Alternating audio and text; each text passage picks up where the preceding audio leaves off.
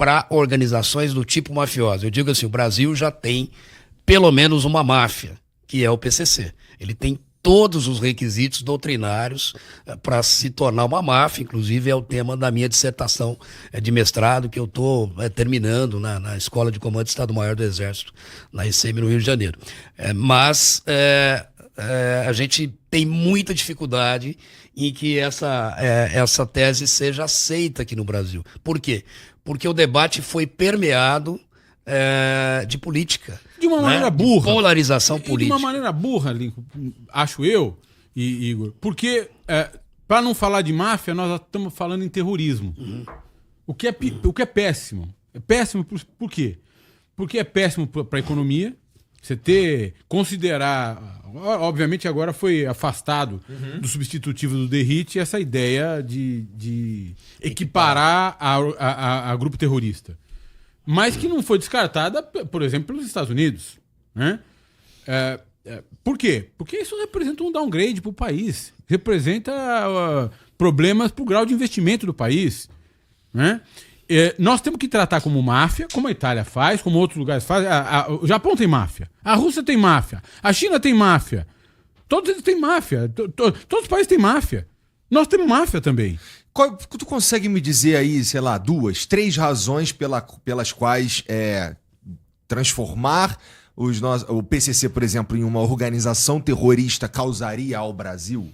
Bom, primeira coisa, você ser inserido numa lista de países que tem grupo terrorista significa que o país é um lugar de risco. Executivos de multinacionais, por exemplo, já vão pensar 2 vezes em vir para o Brasil. Investimento estrangeiro, pensa 2 vezes antes de vir para o Brasil. As agências de rating, ou seja, são agências que dizem qual é o risco de se fazer negócio no Brasil. Vão aumentar o risco, diminuir a nota do Brasil. Entendi. Vão dizer o seguinte, que o Brasil é um lugar muito mais perigoso do que ele é. Porque agora a gente tem terrorista. Então, isso do seu ponto de vista prático. Tá. Agora, essas organizações, 80 e tantas organizações que nós temos no Brasil, facções que temos no Brasil, não são todas que vão praticar atos terroristas, explodir bomba. Não é isso. Não é como o desse Lincoln jeito. disse, muitas estão dentro de um territóriozinho. Isso. E o que tem... a mais perigosa delas tem lá características que são as mesmas características da Camorra, as mesmas características da Yakuza, as mesmas características da 'Ndrangheta, que é a máfia italiana mais perigosa, mais potente, mais difícil de combater, né? Que é a máfia calabresa. Antes de ouvir vocês falando sobre como as organizações criminosas no Brasil são próximas da máfia, como sou do Rio, eu dizia que o Jogo do Bicho tinha muita cara de máfia. Mas aí tem a ver com a minha percepção, que talvez esteja equivocada, e aí você me ajuda. Que é o seguinte, o Jogo do Bicho, ele é uma contravenção, só que a atividade inteira, ela em volta dela tem um monte de crime, tem um monte de assassinato, tem um monte de corrupção, tem um monte de coisa em volta da contravenção, né? Quais são os... A máfia na Itália, ela tá mais próxima de fato do PCC do que do Jogo do Bicho, por exemplo? E outra, o Comando Vermelho e as facções grandes do Rio de Janeiro, a gente já discutiu aqui como eles têm algumas características bastante importantes, diferentes do PCC aqui em São Paulo. As duas, ainda mesmo com essas diferenças, são, na opinião de vocês, consideradas máfia? Sim, eu acredito que as duas são. A gente tem certos requisitos, né, que a doutrina denomina como organização do tipo mafioso. O Valfrido falou várias delas, mas normalmente é uma dominação territorial armada, códigos de conduta rígidos, estatutos próprios, corrupção de agentes públicos, aproximação com a comunidade. Tudo isso o Jogo do Bicho faz. Exatamente, né? Isso. Há uma semelhança. Você tocou num ponto. Há uma semelhança. Aí precisa ter a corrupção de agentes públicos, precisa ter código de condutas próprios e métodos violentos, caso não sejam cumpridos, tipo lei do silêncio, que eu acho que também, né? que aqui é o Tribunal do Crime, que também eu acredito que o Jogo do Bicho também tenha. E há os crimes que são convergentes aí, lavagem de dinheiro, homicídio, etc. Mas precisa ter a atuação transnacional, né, para uma lavagem de dinheiro estruturada. Se tiver esses requisitos, a gente já pode considerar como máfia. O Comando Vermelho já é uma máfia, o PCC também já é uma máfia, claro, com características diferentes. E lembrando que máfia, como o Valfrido já disse, ela não é só como as máfias italianas, que são ligadas por laços de sangue. Lá elas são famílias, né? Grupos familiares que se tornaram mafiosos, e somente aqueles indivíduos ligados por laços de sangue é que vão ascender dentro daquela organização, daquela máfia, da Camorra, da 'Ndrangheta, etc. Os demais terão outros postos subsidiários, mas nunca chegarão ao capo. As estruturas são parecidas? Capo, Dom, não sei o quê? Outros nomes, as estruturas são tão parecidas que, no caso, por exemplo, do PCC, eles se tratam por irmãos. Eles tinham código de batismo, né? Eles tinham rituais de batismo, hoje não tem mais, mas o integrante é chamado de irmão, né? A esposa é chamada de cunhada, e os mafiosos se tratam como uma família. E o próprio PCC também se denomina a família. Então, quando é um negócio do PCC, não é particular, eles dizem que é um negócio da família. Ou então eu estava trabalhando em prol da família. Até porque, isso é uma curiosidade também, nos anos 90, antes da fundação do PCC, nós tivemos a prisão aqui na casa de detenção, eles foram capturados aqui em São Paulo, os irmãos Torzi. Eles eram sequestradores e mafiosos na Itália, eram da máfia napolitana da Camorra, e foram presos, cara, aqui na casa de detenção, no Carandiru. Ficaram presos junto com Sombra, que foi um dos fundadores do PCC. E dizem que eles foram os referenciais teóricos do Sombra para escrever. Foi ele que escreveu o primeiro estatuto do PCC. Inclusive, depois que esses italianos foram extraditados para Nápoles, ele ainda continuou a se corresponder com eles lá. Antes mesmo da formação, o PCC foi formado em 93. Então tem laços, né, muito estreitos e semelhanças muito grandes.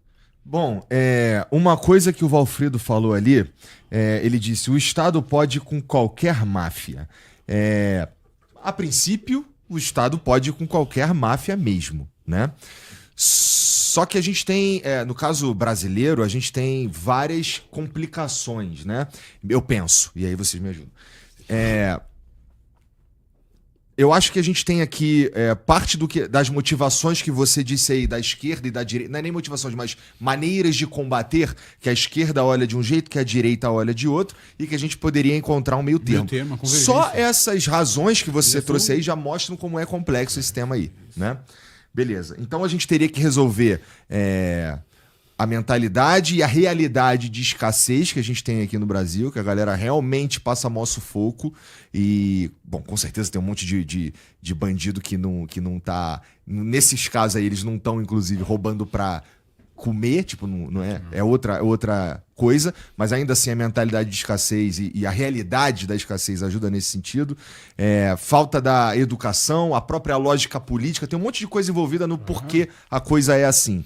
Então, se a gente está dizendo que o Estado, a princípio, pode ir com qualquer máfia, talvez a gente está também dizendo que o combate, ele a retomada do território, ela é necessária. Não é isso? Eu acho que você tem 3 dimensões que você tocou aí. Uma dimensão estatal, que é repressão. Como é que eu reprimo? Sobretudo. Como é que o Estado vai lá e se faz presente? Reprime e impede, antecipa. Você tem uma dimensão social, que é basicamente a de dar educação, de prover mínimo de distribuição de renda, perspectiva de vida, de dissuadir ou de alguma forma reverter essa narcocultura, porque um menino, uma menina de uma comunidade pobre, em São Paulo, no Rio de Janeiro, vê mais perspectiva de viver 3 anos com algum tipo de status social, com algum tipo de apreciação social, do que viver uma vida de humilhações. Sim. Não é? Talvez nós, nessas circunstâncias, nesse contexto, tomássemos a mesma decisão. É fácil falar dos outros, né? Então você tem essas três dimensões. Nós estamos aqui falando principalmente da dimensão estatal. Como é que a gente reprime o crime organizado, dimensão ou de tipo mafioso? Falta para o Estado mecanismos. O primeiro mecanismo é o seguinte. Primeiro, nós estamos falando de uma criminalidade nacional que está sendo combatida pelos estados. Não tem integração, não tem coordenação. Mas por que não tem coordenação? Porque as polícias têm birra uma com a outra? Porque não tem uma norma na Constituição, que é isso que a tal da PEC da segurança quer fazer, que dê à União a capacidade de coordenar. Mas não basta só isso. Tem que ter um instrumento de coordenação. É por isso que a gente defende a criação de uma autoridade nacional antimáfia. Uma autoridade nacional antimáfia que cuide de pensar política pública junto com o Ministério da Justiça e Segurança Pública, pensar a segurança pública que vai ser executada pelas polícias. Sobretudo pela Polícia Federal. Você sabe que o efetivo da Polícia Federal é de 17, 18 mil homens. É minúsculo. Menos. Menos, 15? Não chega a 13 mil. Pois é. Minúsculo. Minúsculo. Então, você imagina o seguinte, uma criminalidade. Quantos soldados tem o PCC? 30 mil? 40 mil. 40 mil pessoas. Nossa. 30 mil Comando Vermelho. Então nós estamos falando aqui de quase 10 vezes o efetivo da Polícia Federal. E aí, o presidente acha que tem que tomar uma decisão, ele tem que pedir para o governador tomar. Tem que ligar lá para o governador e falar, governador, que é do partido oposto dele. Então a população vive ao sabor desse cabo de guerra ideológico e político e eleitoral. No ano que vem vai ter eleição para presidente e para governador. Tem governador que quer ser presidente, tem presidente que quer ficar no cargo, tem governador de direita, tem governador de esquerda. Então o de direita não colabora, o de esquerda colabora, aí os governadores de direita falam, não tem que ter coordenação da União, mas aí eles se sentam e querem fazer um convênio dos governadores de direita. A realidade é que essa gente não está pensando no povo. Nós precisamos melhorar as condições da Polícia Federal, mas mais do que isso. A Polícia Federal não pode deixar de ser polícia. Ela não pode ser um órgão de reflexão e de produção de política. Ela tem de ser de execução.